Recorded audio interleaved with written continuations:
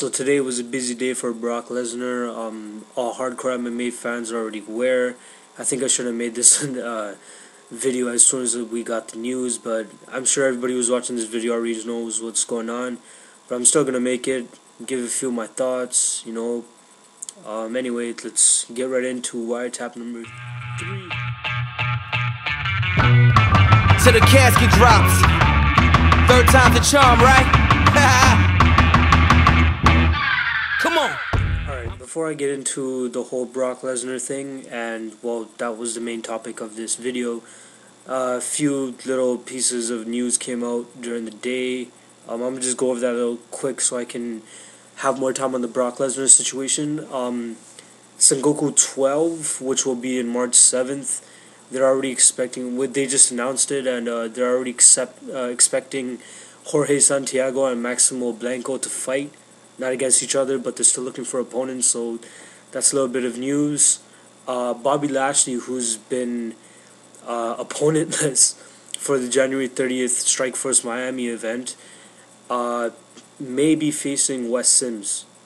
You guys may know him from Ultimate Fighter 10, the last series that was on, and he was actually in the UFC before as well, but never really succeeded. Anyway, that was just 2 bits of information. Right to the Lesnar news. As you guys already know, he's well. Everything's going good. He's lost about like 40 pounds. I think it's taken a huge toll on his body. He looked like you couldn't see his full body in the interviews that he was doing, but he looked like his shoulders didn't seem as big. He looked like it took a toll on his body, but he's an athletic person. He could get right back into it.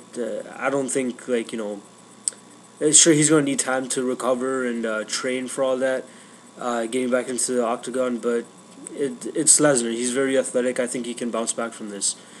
Right now, the heavyweight picture, we have 2 big heavyweight fights going on in the next 2 events. UFC 110, we have Velasquez against Nogueira, or Big Nog, and UFC 111 we have Mir and Carwin. Everybody's already writing off Carwin and saying it's already going to be Lesnar versus Mir 3. They're expecting a UFC 114 return for Brock Lesnar, something around then. Not specifically 114, but sometime this summer. I personally think I don't think Lesnar should throw himself right back in there. This is an idea that I've been hearing from a lot of other people, and I even got this idea as well. I think the winner of Velasquez and Big Nog should face the winner of Carwin and Mir, and then you have your definite winner right there. Whoever wins those 2 matches and then wins the next matchup should take a shot at Lesnar, and I think that gives Lesnar way more time to recover.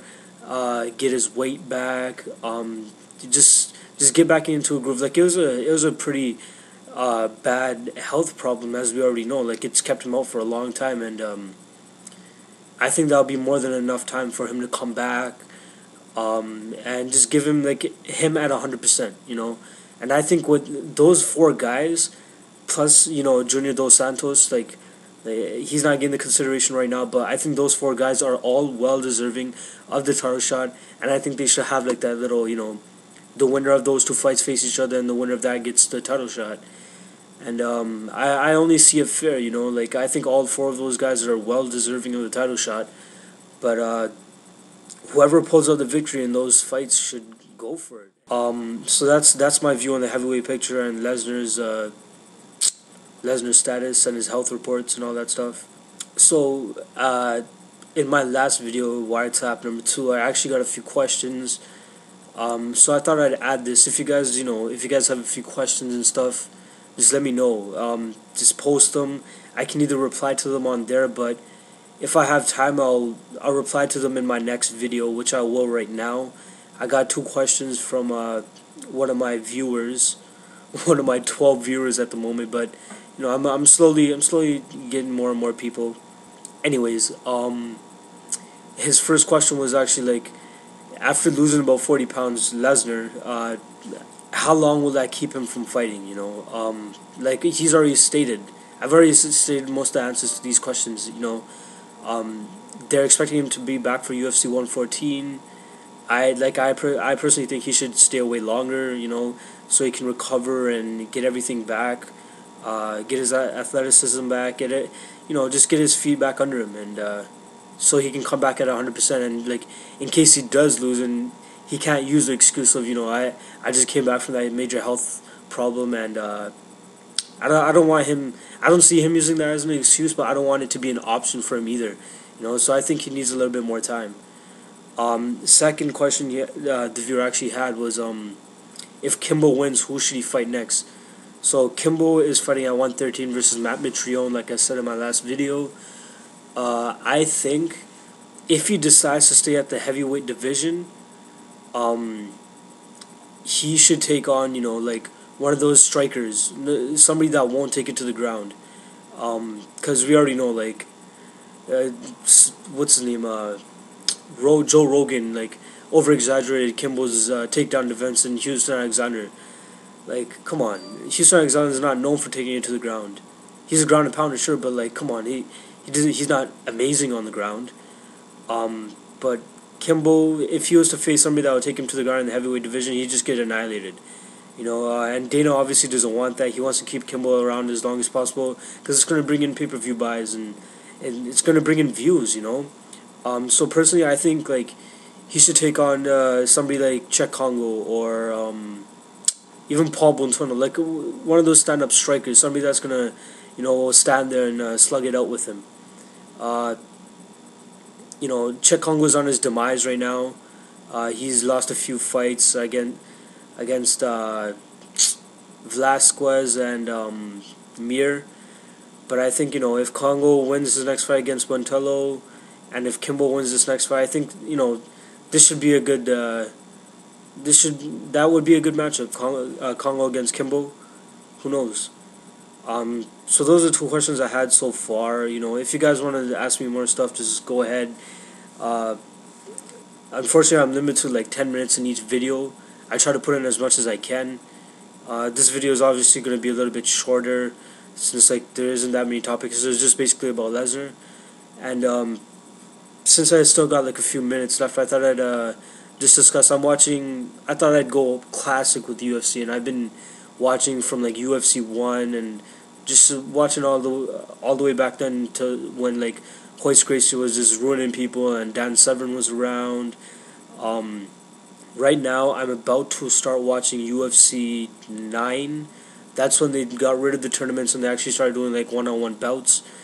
If UFC was how it was back then, right now, I don't think it'd be as entertaining. Like they just used to. You guys already know. Like I don't even know why I'm discussing this, but like they had like the kickboxer against the jiu-jitsu master.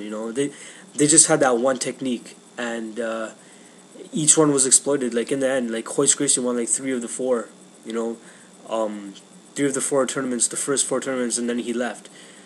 But it's really evolved. Like you can see it by UFC 8, UFC 9 that they're blending a lot of techniques, and we have what we have now. We have a lot of BJJ specialists, and we have a lot of boxers and kickboxing, and everybody's just putting it together. And it's great how the sport has transformed. But I'm taking it in. I'm starting to watch my Pride as well, and Pride FC. So yeah, that's my view on all this stuff. If you guys got questions, go ahead. I'll gladly respond to them in my next video. Yeah, so I'm just I know I don't have that many views on my videos and all that stuff, but yeah, I'm just doing this for fun. Like if you guys like it, go ahead. I already have a few subscribers. Thanks for that, guys. Just trying to appeal to you MMA fans. Anyways, that's all for now. I'll see you guys in the next week or so. And just let me know. Give me your comments and all that, and I'll be sure to answer them in my next video. Take care.